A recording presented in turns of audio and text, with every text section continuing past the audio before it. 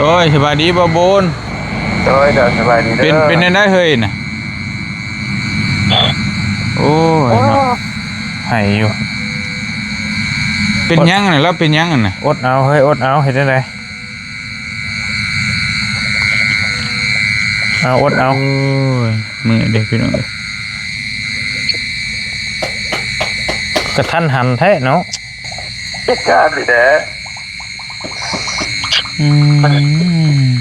เหตุการณ์บอกกับเราเขาไปหาแล้วเนี่ยมองเข้าไปตะกี้ฮันเนาะแม่ปูว่าจีซ่าเนี่ยแล้วมันเป็นในอุบัติเหตุบ่นี่น่ะเป็นเหตุการณ์นะไปเจ้าสิไปจะคนมีหมู่ไปนำอยู่บ่น่ะก็บอกยาว2 คนนี่แหละโอ้คำว่าบ่มีนั่นน่ะข่อยสิไปนำสิดอกไปเป็นหมู่กันนั่นแหละเฮ็ดได้ได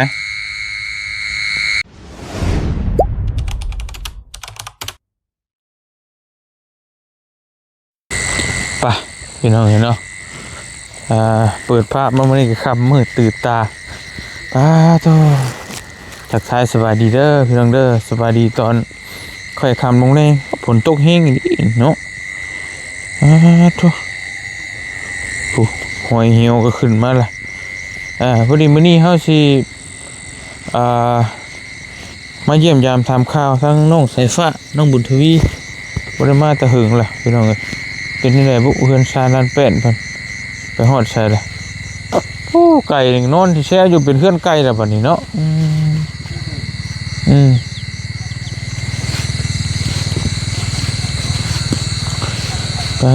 โธ่ใส่มาเลยโอ้งามเนาะงามเป็นยังไงงามบ่ขอท่าอยู่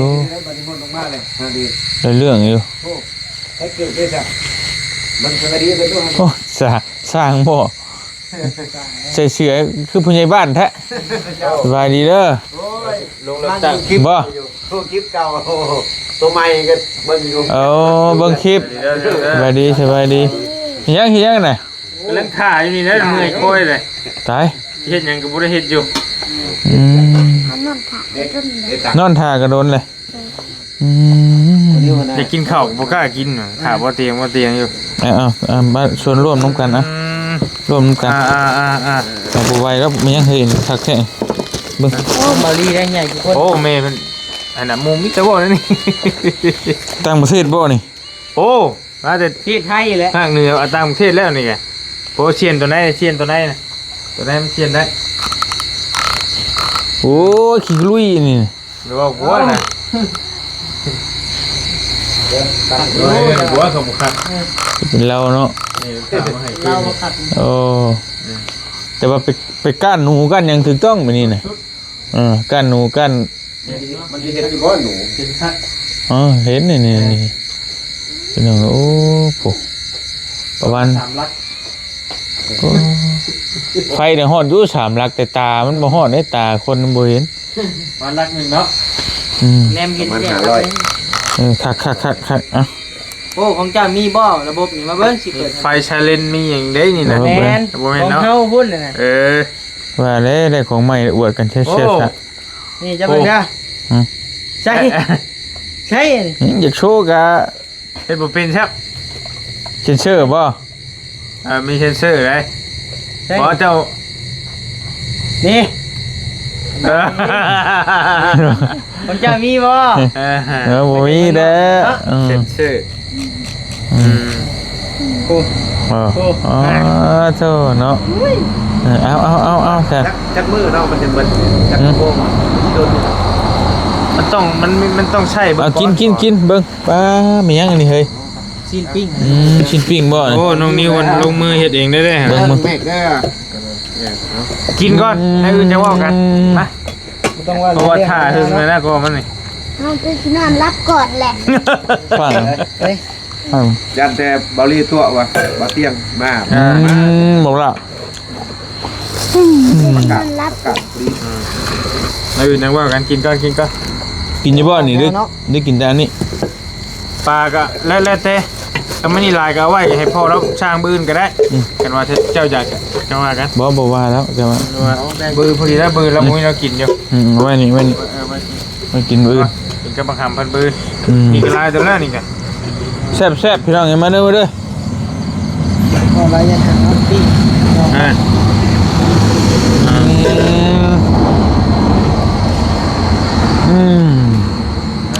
ครับ โต๊ะกับโต๊ะไม้ได้นี่ ตัวใหม่ได้นี่ พอบาต้าวะ แม่ คือหูเดี๋ยวชี้บอต้าว่าจะ อายุ มากินข้าวนํกันเด้อพี่น้อง เจ๊แป้งมาอีกคู่ไปครับ ดีใจแล้วเพิ่น จับแล้วนะเอ็มช่าง ย่ำได้ก็เบิ่งไปคลิป ล้างมือก่อน เบิ่งเด้ครับรถตุกักอยู่ข้างก็มักจะยากเนาะไป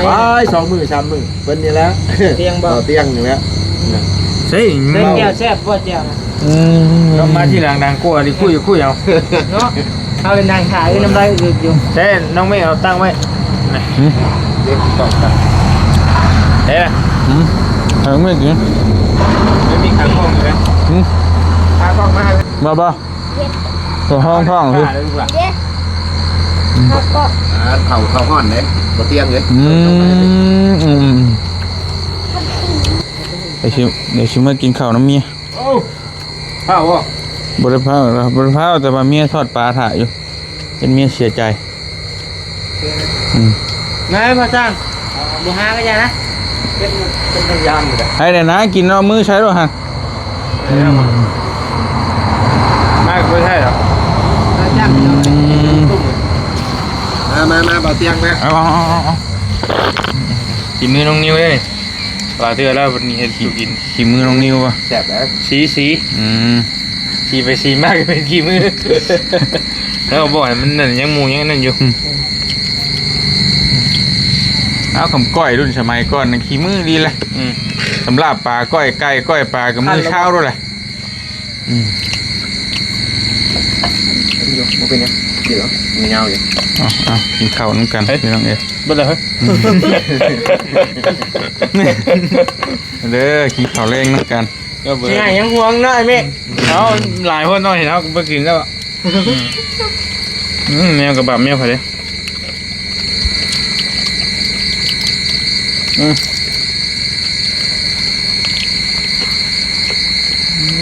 คนก็เฮ็ดในเราเนาะ รอก ลางคืนก็ตกกับบ่ว่ากลางคืนตกใจ รอหลังคาใหม่เด้ บ่หัวเนาะ ร้องหลายเทื่อแหละมึงก็เมื่อยทั้งหมดเลย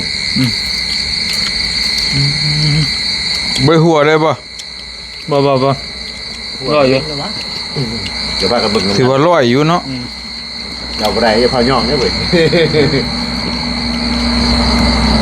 เดี๋ยวก็มันที่หัวมันก็หัวแล้ว แห้งเกิดมาบ่ลีเนาะนั่งเต็มทาง เอ็นหูอยู่น้อยนึงแต่ที่มันถึกยังมันถึกมา โน่ เจ เลยต้องใส่ไม้แป้นนั่นเพิ่นขึ้นไปเหยียบเด้บางทีมันมีหูตะปูมันมีแป้นให้เฮาขึ้นไปกัดไปที่งานขึ้นไป หลายคนเหยียบก็มา เห็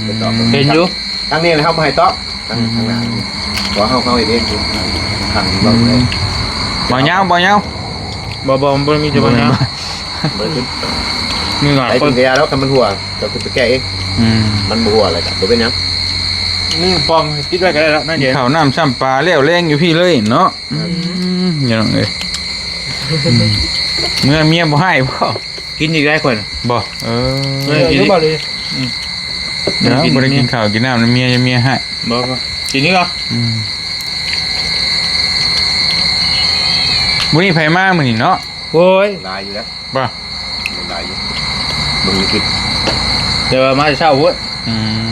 เสียงเพลง มี ดำเนินการตัวใดต่อเฮ็ดหยังห้องน้ำบ่ ห้องน้ำมันคนบ่ตกบ่ตัวนี้แล้วเลยครับมื้อก็ได้มุ้งน่ะ ผู้เดียวเนาะเต็มที่จะสร้างได้บ่ได้เมืองไกลลูกไกลเมียนี่ มื้ออยู่ บ่เมื่อยบ่ตายแล้วนี่ มีแห้งแล้วถ้ามีก็แล้วเข้าแล้ว แห้งแล้ว มันจะมาจอบ เมื่อหาเมียดูแห้งเด้อ แล้วเมื่อมีแห้งแล้วคืนเรียบร้อยแล้วเหรอ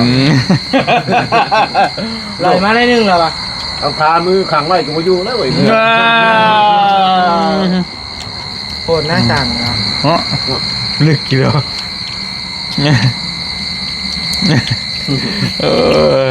สร้างก็มีหัวใจกันได้เนาะทางเนาะโย เมื่อมาถึงห้ามก็ได้บ่เตียงเนี่ย บ่ เนี่ยไม่ห้ามเขาคนบ่เห็นโอ้เจ้าอยู่จะรอดแล้ว บ่ค่อยสิเบิดแฮงน่ะมีทางติ ย่อยังคือเก่าแล้วไง จงไว้เรียบต่อแล้วเว้ย โทษถามกันจะเปลี่ยนได้เมื่อกันเนาะมันเกิดเมื่อจังบ้ามันโชคบ่ดีเด้อห่วยจะชื่อผ่านไหมไม่ให้คอยในเด้อเดี๋ยวตายนะ เคยชื่ออยู่แล้ว บ่ บัดชื่อก็ชื่อคือกันนะ ชื่ออยู่บัดจังว่าเมื่อหานะ แม่น เคยเมื่อเยี่ยมเมื่อยามกันเนาะ เฮ้ยมาเช็คเบิ่งก่อนแล้วเฮ้ยจำเป็นแล้วตาไปแทงเลยบ่เตียงนี่ ว้าเฮ้ยเว้ยบริยูป่ะ โย่เมื่ออะไรเว้ย บ่เมฆไวบ่นี่ โอ้ย นังหึงเมื่อถึงเนาะการจราจรก็ยังมีพายได้แผดงกันเนาะโยก ยันตำรวจจับป่ะ มันมีล็อกแถวเนาะ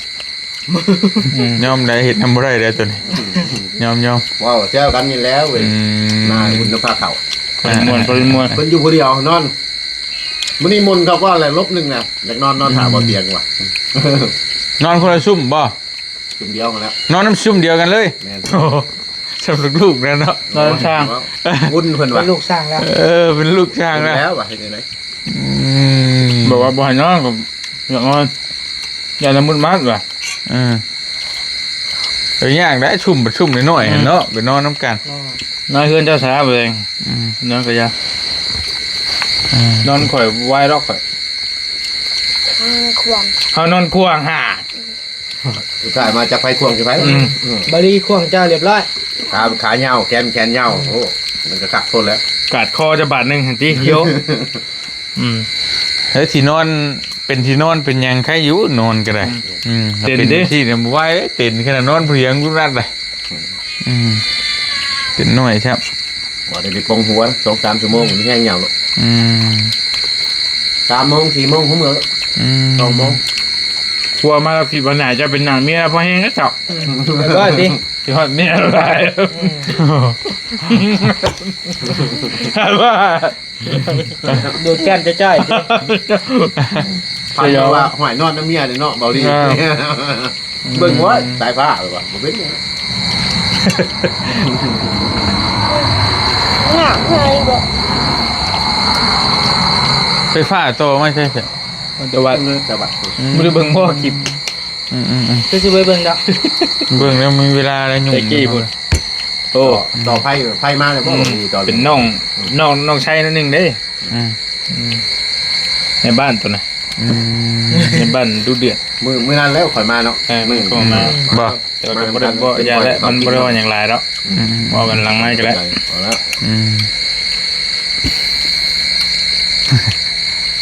แซ่บเนาะใจเลยบ่หิวด้วย โอ้เฮ็ดกินกันแซ่บเนาะน้องนิวเนาะ โอ้ เป็นก้อยจะเห็นที่ พอลูกเมียแล้วฉัน บ่มีแฟนเอาแน่บ่มีคนเอา เดี๋ยวแล้วเบิ่งคลิปอยู่จังได๋กูขาดอยู่ได้บ่แรงอ่ะ จะหาเฮาบ่ อย่าเอาใช่ได้เฮ้ยมาแล้วจ้ะ เดี๋ยวก้อยยัง ขึ้นจะ โทรศัพท์ตัวเจ้าให้ครับเดี๋ยวไปตั้งเพจผมจะเบิ่งคลิปข่อยเลยข่อยว่าเดี๋ยวให้เห็นเพจล่า มาสองคนมาคนละคันได้บ่รถอ่ะ แม่ บ่รู้สึก พัฒนาเดี๋ยวนี้เนาะ นั่นน่ะ หนุ่มเอามาก่อน พัฒนาหลาย เป็นผู้นี้สิถ่ายกับบ่ไว้มาค่ำอันนี้จ้ะอีมาได้2 3นะแค่นี้บ่ถ่ายกันนะบอลี่ก็ตามเพลงแล้วเพื่อสิมาฮอด บ่ได้เฮ็ดหยังเลยช่องมือนี่ก็มื้อนี้ก็แปลงรถเบิดมื้อ แป้งยังไม่เหลือ มันชันจักมันชันปุ๊บ ไม่ชัน ไอ้หยังวาววาวปล่อยน้ำมันมันน่ะเปลี่ยนใหม่อีก แป้งใส่อยู่เจนูนบ่ แม่นยุคศูนย์นั่นแหละเมื่อวานนี่ก็เฮ็ดเปลี่ยนแลกอันบ่แม่นเปลี่ยนลูกหมากเบี้ยว เป็น ต้นคุมมาบ่ ยางแตก อันนั้นยังวะเปลี่ยนซะ เปลี่ยนคันใหม่ เรื่อยพูดเลย ก็ยืมแล้วก็เฉเงิน เอาเท่าไหร่ โอ้จักล้านจักไรนี่ไปเอาฟอร์ดเล็บตื่นว่านี่นั่นอะไรบ่ได้เอาได้ดำเสนดำใด เอามันจุบเลยบ่ มันจุบรถ หมูที่คุดโคตรคุดเหงากันออกมาดีแล้ว เยอะเอาหน่อยมันบ่พอได้จ้ะลูกหมากอันนั้นลูกหมากจนเบี้ยวใช่ปะวาน เออ โตนคุมอยู่ บ่มันชึก มองนิ้วเบิ่งอยู่ว่าคลิปน่ะ เบิ่งอยู่บนเก่าฮะ ห้าน ใจ นั่นเลย ใจดำเลยเนาะ ตะกี้รถน้องนิ้วบ่ ห้านน้องนิ้วเปลี่ยนยางเลยพี่น้องเอ้ยห้านนั่นแหละ แม่นผู้เก่าอยู่บ่ล่ะ จักเลยมัน ผู้ มืด เก่าคือว่าเว้าม่วนอยู่ มันมืดได้แต่ว่าคนใหม่จักจะ บ่ มา หลอนเนี่ย แล้วพิษกันกับเมียแล้วจักว่า ย่านอยู่ ที่อารมณ์มันบ่ให้เด้ ตายแบบบอกว่าน้ำเฮาเดียวลังเฮาเลยน่ะแบบไวๆเลยว่าก็บอกยาวตายรอดตายแล้วเฮ้ยว่ะเพิ่นพอดีมาจอดหน้าห้านพอดีว่ะ มันคุมตัวใดน่ะ คุมตัวบ่ฮู้จะมาคุมเดียวกับจังเนาะ ก่อนน้อยนึงได้ก่อนห้านน่ะน้อยนึงได้ เนาะ มองเดียว จังว่าสิเล็งแซงบัดนี้แซงบัดโอ้ยบ่ทันแล้ว บ่ทันแล้ว เบรกบ่ทันแล้วที่เบรกยันรถเจือกต่ำลงไปแล้วเรียบร้อยพวงมาลัยเงียงจังเช็ค ย่างเป็นไม้เช่นเท่าไรเป็น บริเปลี่ยนใหม่แล้วเอายางตัวเก่าใช้อันตัวเก็บมาแตะเฮือนเบานุ่งกี่ผู้ใช้ก่อน บ่ไหวละ มีอยากสต๊อก ยางเก่าหั่นละเดี๋ยวจะหาได้เงินเดือนยูทูบออกกันเปลี่ยนใหม่บ่ไหวละชมตลอดโอ้ย บ่มันพอเปลี่ยนแล้วรถบ่เสียมันนัก พอเปลี่ยนคันใหม่ เปลี่ย แล้ น ว คันแล้ว กัน มัน บ่ คือ ได้ เนาะทางไกลเนาะ บ่มันหลายมันบุลุยเฮงหรือพอมันเสียเงินซ่อมสิแล้ว เอาไปมาได้คันใหม่ เบิด2 มื้อก็10,000ปลายได้ นั่นแหละมันซ่อมด้วยโพด บ่แม่นว่าเอาอันนี้ดอก 20,000ยังนี่วะ มันบ่แม่นเบิดเป็นแชน2แชนแต่มันจังซ่อม สองแสนปลายเลย น่ะ ซ่อมรถนี่นะ ไล่ เกิด มา จะได้คันใหม่เนาะ มันโพดอ่ะพอเปลี่ยนแล้ว แห้ง ไปกรุงเทพกินข้าวกันหลายรอบละ หาเงินหาคำก่อน โอ้อันนี้ก็นี่นะ เนี่ยบ่ยาวบ่ อ้ายตาย ฮะ อ้ายเสียชีวิต ไผ พระ น่ะ พุทธเจ้าก็ บ่ยาวเฮานี่ อ้ายใช่น่ะ เอาอ้ายอยู่ไทย ไอ้เล่ากิ้งๆเหรอ อ้ายจริงๆอยู่แล้ว อยู่ไทยนะ บ่บุญก็นั่งอาทิตย์ให้อยู่ว่าบืนสิพากันเดินทางว่าซั่น อันนี้เอาทำตัวเท่านี้เนาะ จักสิเป็นบ้าวยังชื่อแล้ว บ่วัน อ่า บ่าวนี่แล้วเอารถให้บ่บุญน่ะ เออ เอารถให้บ่บุญมาใช้ก่อนน่ะบ่วัน คอยเบิ่งอยู่ข่อยเพิ่นก็เอาข่อยบ่จักว่าเราชื่อหยังหั่นน่ะ อ้ายแท้ๆแล้วบ่ ไอ้แท้นี่แหละ กุ๊กบ่ คิงๆนี่แหละ เพิ่มขึ้นกุ๊ก อยู่พระราม2ก็ว่าจังซั่น ถ้าก็เดินทางไปบื้นมาสักจังในใดแล้วเขียนแล้วบบุญจะเอารถไปเลยที่บอกเพราะว่ารถขามไทยได้อยู่เนาะ ไปเลยแหละรถไปได้อยู่ไปเลยนะ สิเผาอยู่พุ่นหมดเลยวันใดอะไรกันคุยกันอยู่ จะเกิดย้อนสาเหตุอะไรก็บ่มั่นใจคือกัน คนโอ้เห็น FC ชงมาหาข่อยอยู่เนาะเขาเราใช่ดิ แทงล่มทับอย่างทุกอย่างก็สร้าง เป็น ทุ นี่ กอย่างนี่แหละอันตรายได้หำไม่เจ้าจะไปสร้างนี่นี่นะนี่น้อยคือเจ้า เล่น นี่ นี่ก็ได้เนาะแล่นใส่รถ ไม่ฟาดนั่นหนึ่งก็เรียบร้อยได้ข่าวหมกสำคัญเลยแต่ลายอยู่ ผมว่าเสื้ออยู่ครับผมยังหมดนี้ตรงทาง บ้าวนี่บ่เอารถแห่บบุญ แม่ เอาบ่าวเฮาไป อ้าว เวตอนนั้นบ่แม่นเหรอวะอยู่ไสก็เฮาเวตอนนั้นวะไปกับเจ้านะ ก็อยู่แถวพระราม2หั่นแหละ ไปเวก็บ่เตียงตอนนั้นเด้ ที่เราเอาเมียอยู่นั่นน่ะ โอเคเอาที่ว่าเราเลิกกับเมียแล้ว แม่นเลิกกับเมียแล้วอันเมียผู้ใหม่แล้วไปหาเมียแล้วผมเด้ว่านั่นแหละ โอ้อยากลืมเลยนะพอลีเสียชีวิตแล้ววังหนึ่งเห็นกับเบาบุญชลวันเนาะอันเบาเตียงผ้าไปนั่นกัน แม่ เตียงผ้าไปเข้ากรุงเทพนั่นกันอีกกระทึกอันไหนกัน เป็นนี่เนาะ พอเท่าแล้วอีกเนี่ยพอยาวกับพอเท่าก็คงซึกตัวสิบไวเลยพอเท่าอยู่เฮือนนั่นกัน บอกสิฟัง กำลังเจอมรสุมนะอันนี้ก็ได้ เจอกันเนาะ แม่มันมาพร้อมกันแล้วนะบึ้มมามรสุมชีวิต กินน้ำก่อนน้องเมฆน้ำก็มีแต่นั้นเล่นนั่นล่างๆเอา กินปะ น้ำขวดก็อยู่ใน รถก็มีอยู่เป็นยัง แซ่บบ่ พี่น้องกินข้าวน้ำอิ่มแล้วก็ไปเบิ่งของน้ำของในก่อนคือว่าใช่บานนะบ่ท้องห้องบ่เฮยน่ะ แม่ครั้งนี้เอาให้จับช่องของไทยเอาไฟขอไฟก่อน เน็ตตัวอยู่ ตัวนี้ก็ได้ไฟแล้ว ห้องน้ำต้องแบบนี้ คักบ่ มันสูง มันสูงเนาะ ทำเทต่ำๆนะมันวนได้น้ำวนกิ้วได้น่ะ แม่ นี่สูงนี่คักโอ้เรื่องร้อยบ่ 150เธอ ฮู้บ่ค่าสร้างเท่าไหร่ บ่จัด 2ล้าน เบิดนี่บัวเนาะ อันนี้ว่าถือโพ่นยังวะ เดี๋ยวดังเราสิได้ยินจังหน่อย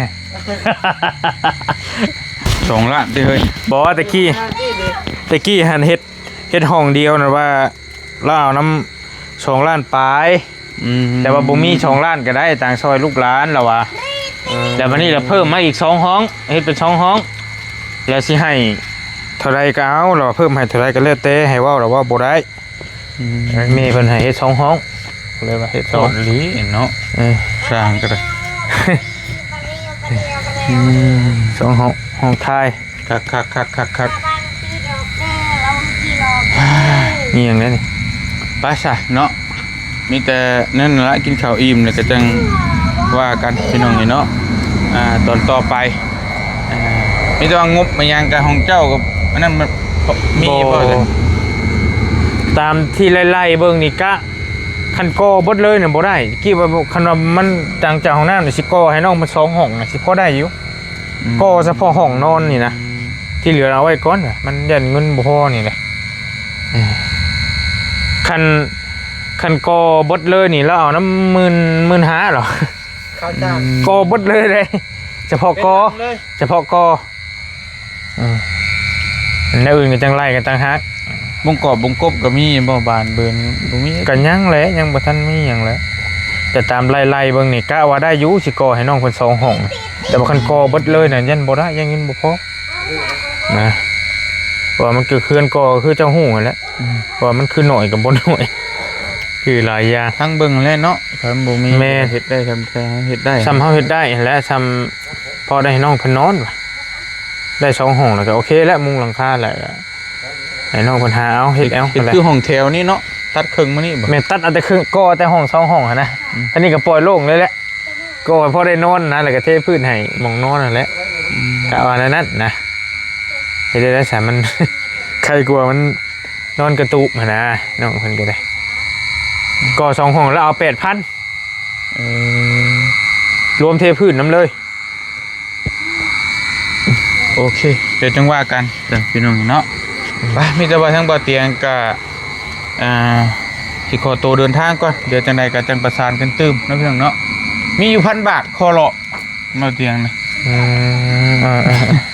ก็มามีได้ๆก็จะ ยิน ช่วย ดี กั นะ น ช่วยกันเนาะ ช่วยกันไปได้ๆพี่น้องเนาะตั้งแต่โทรถามว่าเหงาตื่มบ่มันสิเฮ็ดแนวใดเนาะ ว่าถามมันก็ได้ถามมัน เพิ่นว่านั่นจะโทรบ่เอาจะโทรก็ได้เพิ่นเฮ็ดได้มันก็กระบาบอยู่อันนั้นก็อ้ายเด้พี่น้องเอ้ยอ้ายแท้ๆเลยเห็นบ่าบุญอัดคลิปให้ห้องอยู่หั่นน่ะก็บ่ถามเพิ่นเบิ่ง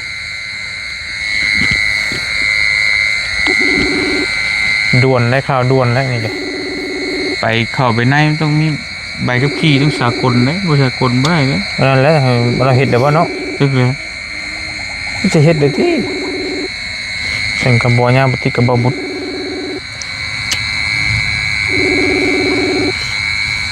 ยุ่งยังบ่เท่าแน่นะนี่ก็บีบุญ โอ้ยเนาะ มองบ่บุญเบิ่งพิมพ์บีมันขึ้นนั่นแหละ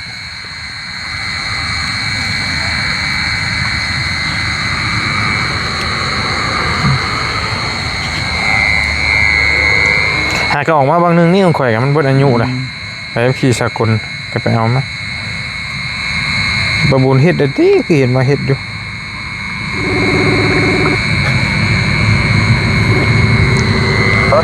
โอ้ยสบายดีบ่บูน โดย อัดคลิปอยู่เด้อ โดยเดี๋ยวสบายดีเด้อ เป็นได้เฮ้ยน่ะโอ้ยเนาะ ให้อยู่ เป็นยังน่ะแล้วเป็นยังน่ะ อดเอาเฮ้ยอดเอาเฮ็ดได้ไดเอาอดเอา โอ้ยมือเด็กพี่น้องเอ้ย กระทันหันแท้เนาะ เหตุการณ์นี่แหละ อืม เหตุการณ์บอกกับเราเขาไปหาแล้วน่ะ มองเข้าไปตะกี้ฮั่นเนาะ แม่ปูว่าซีซ่าเนี่ย แล้วมันเป็นในอุบัติเหตุบ่นี่น่ะ เป็นเหตุการณ์นะเจาะกำแพงบอกอีกอย่างนะงูกัดที่นี่ที่เอาไปยังงูเราเนี่ยกัดคนไหน เนาะเป็นอย่างนี้ กำแพงมันล่มพับแบบนี้ เออก็ออกกับแพงล่มทับอืม เออ แล้ววันนี้เจ้าจะเฮ็ดได้ใดอันนั้นจะถามว่าเจ้าจะเฮ็ดได้ใด มีแต่ล่มแต่พูดแล้วเบอร์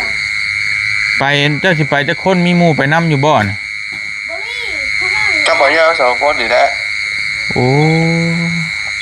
คำว่าบ่มีนั่นน่ะข่อยสิไปนํสิดอกไปเป็นหมู่กันนั่นแหละเฮ็ดได้ใด เพราะว่ารถไฟมันก็ไปว่าได้มันบ่มีพัดเป็นบอดมันบ่ตรง เออหันเด้เอ้ายังเฮ็ดบ่แล้วครับบ่ได้ได้มีพาสปอร์ตเนี่ยพาสปอร์ตซื้อบ่ตรงกำลังให้เราเห็นให้อยู่กำลังยืดเรื่องบ่ว่านนี่แหละ อ่ะไปเจ้าสิไปได้ไปได้ใช่ไปบัดนี้ การรถว่าสินั่งรถทัวร์หรือว่ารถตู้นี่แหละ มีแต่2คนสิไปติ เห็นการกับบ่มีพาสปอร์ตเด้ ไปบ่ได้อีกโอ้ เออ คันแล้วก็อันนั้นก็ค่อยสิพาไปคันนั้นก็ได้ โดย เฮ็ดได้แค่เนาะมันโอ้ยพี่น้องเอ้ยก็ทันหันช่วยกันยามนี้ได้เฮ็ดได้ก็บ่ได้สิพาไปอ้ายมาแล้วบ่เจ้ามาแต่เชฟปูนแล้วบ่มาแล้วลงมาแล้วแต่เชฟปูนน่ะ มื้ออื่นพุ่นแหละตอนเช้า พอดีแล้วฉันลงมาฮอดก็โทรหาก่อนก็สิได้กล้าเกียม โดย อันนั้นเจ้าสิเฮ็ดได้ไปเผาอยู่พุ่นบ่ได้เอาศพมาพี่บ่คุยกันแล้วบ่ คุยกันแล้วเผาอยู่พุ่น เฮ็ดแบบบ่บุญสารวัตรนี่บ่ แม่เพราะว่าเผาอยู่พุ่นน่ะได้จากเพิ่นครับชอบก็ได้จากทุกอย่าง โอ้นายจ้างมันรับผิดชอบ ทำมาพี่เขาแบบเลิกเกินอยู่แล้วมันกับมันหายดูแล้ว เอาแต่กระดูกมาเนาะโอเคจะทำใจดีๆแล้วเฮ้ยจะนั่นได้เฮ็ดได้มันได้เป็นได้อดทนเอาแล้วเอาเฮ้ยอดเอาเฮ็ดได้มันได้เป็นสู้ๆแล้วอดใจแข็งๆไว้หั่นแล้วเฮ็ดได้ไรมันมีไผอยากให้มันเกิดดอกไผก็ได้เอ้ยเนาะเมื่อยนำเด้เนาะหนาวเตะผู้นึงกับผู้นึงพี่น้องเอ้ยเมื่อยนำโอเคลงมาได้โทรหาเด้อนั่นแล้วระมัดระวังนะใจจิตใจกันนักแน่นไว้แน่เฮ็ดได้ไดมันได้เป็นเด้อโอเคเฮ้ยโอเคคนลุกน้ำเลยนี่มังนาวเตะน้ำเลยแซ่เนาะ300อีกแล้วให้ก็ได้หมูมีไผอดบ่ได้ดอกพี่น้องมันก็พี่น้องคิงๆเฮ็ดได้ไดไอ้กกบ่พุ่นนี่แม่กกผู้คือนี่เนาะผู้กกเลยค่ะกกกันแล้วบ่วันไปอยู่มื้อนี้ก็นึกได้ละไปหาเราตอนนั้นก็บ่เตียงเด้ตอนเอารถไปบ่เตียงไปตอนอยู่จักแห่งนึงขับรถประมาณคันบัดคืนโหดบ่เฮาต้องพักก่อนบ่โหดได้เนาะบ่พักก็ได้ถ้าข่อยไปเจ้าก็บ่ได้พักแต่มันก็เมื่อยให้แล้วถ้าไปกลางเว้นนี่เมื่อยอยู่แต่เราลงมาเดี๋ยวนี้พอจะชวนไปกลางคืนพุ่นเราก็สิบ่ไหวติบ่ทันดอกเฮาก็4 ทุ่มเป็นบ่ทันด่านนี่แล้วเพิ่นเฮาไปบ่ทันเพิ่นเมื่อเตรียมเครื่องเตรียมโครงเด้ไปกลางคืนน่ะมันสิโอเคนะข่อยมักขับรถกลางคืนก่อนมันอากาศมันเย็นเด้มันสิรถมันสิโล่งรถเฮาก็บ่ฮ้อนเลยรถเฮาก็บ่ฮ้อนน้ำยางแยงมันเดี๋ยวตำเบ้นสิฮะเนาะมีแต่นั้นแล้วจังว่ากันพี่น้องเมื่อยนำเด้เนาะเจอวันนี้ไผก็มันบ่จักคำเว้าดอกมีแต่ว่าพังเบิ่งอื่นมาคุยกันน่ะบ่เตียงจะได้พาเราไปแต่อีตนกันและซอยกันเวลานี้เลยมีเนี่ยผัดรถไปบ่ได้ใช่มั้ยติพาสปอร์ตบ่ตรงกับชื่อนะถือกับพาสปอร์ตยากอยู่มันนุ่งมันหน่วยอยู่ เอากระดูกมาบ่ตอนนั้นก็ แม่ จักมือจะไปตอนนั้น 2-3 มื้อบ่ประมาณนั้นแหละ จังมาฮอดนะบ่ แม่ เอากระดูกมาบ้านเขาพี่แล้วเผาแล้วก็ต้องเอากระดูกมา เดี๋ยวจังว่ากัน ตกใจเลย ใจหายหม่อมๆเลย ก็แม่นการเป็นกัน ค่อยน้ำ การเจ็บการตาย คนบ่ได้ว่าใหายง่ายๆเลย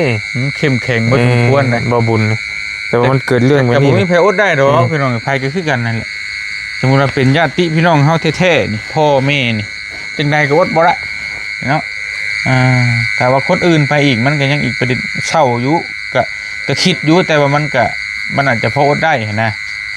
แต่เป็นแบบโอ้คนอยู่น้ำติดกันสายเลือดเดียวกันเนี่ยมันยากเลย ยันกันออกมาเนาะ แม่นยากอยู่แม่นอยู่บางเรื่องบางราวบางเทื่อนั่นก็คือแต่ยังน้อยคือบ่เตียงกับบ่ลีคือกันมีผิดกันต้องแต่งอยากให้ตีหัวกันดินแต่ว่าพอมันอันนี้อีหลีมันกับมันเห็นหยังบ่ได้เลยใช่มันตายเลยมันเห็นหยังกันบ่ได้เลยนะมัน เพราะอันนี้มันปึกมาเนี่ยมันก็จึกโดนนะ เรื่องอย่างมันลืมไปแล้วบัดมันลืมไปแล้วในช่วงนั้นช่วงที่เขาเครียดให้กันเข้าใจอยู่ยังบ่ได้เท่านะเราเนาะก็ทำบ่ลุงเฮิมประมาณ นี่ นั่น แห แห ละ ละว่านั่น ประมาณทำลุงเฮิมนี้อายุวันนั้น พี่น้องจังว่ากันเนาะกลับเลยบ่หรือจังทันได้กลับบ่ ก็จะมีแนวเอามาให้อยู่ โอเค แต่ว่าแล้วจังคุยนั้นบ่ได้เผาหรอวะ เนาะยังบ่ได้พาบ่ได้เนาะได้อยู่ เอานั้นมาให้ อยู่ดีมีแห้งบ่จุกจุกคนเดี๋ยวเจอกันได้ใดกันพี่น้องเอ้ยปืนจะคุยกันต่อเนาะสบายดีเด้อพี่น้องเด้อบ่บอกเลยว่าเตียงแต่ผมบ่ โดย